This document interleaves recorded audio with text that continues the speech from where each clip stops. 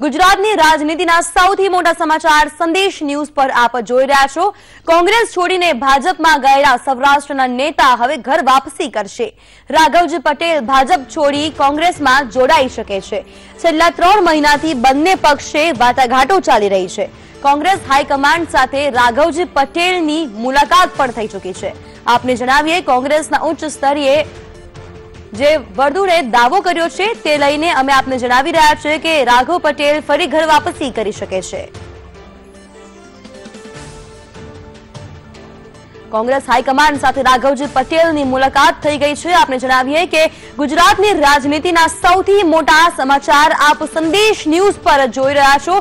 કોંગ્રેસ છોડીને ભાજપમાં ગયેલા સૌરાષ્ટ્રના નેતા હવે ફરી એકવાર ઘર વાપસી કરી શકે છે। રાઘવજી પટેલ ભાજપ સાથે છેડો ફાડી કોંગ્રેસમાં ફરી એકવાર જોડાઈ શકે છે। મહત્વનું છે કે ભાજપના નેતા હવે એક બાદ એક ભાજપ સાથે છેડો ફાડી રહ્યા છે, કોંગ્રેસમાં જોડાઈ રહ્યા છે। સૌથી મોટા સમાચાર રાજકારણના કહી શકાય।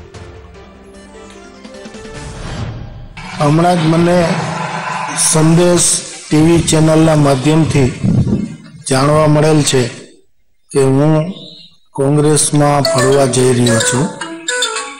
હકીકતે આ વાતમાં કોઈ તથ્ય નથી।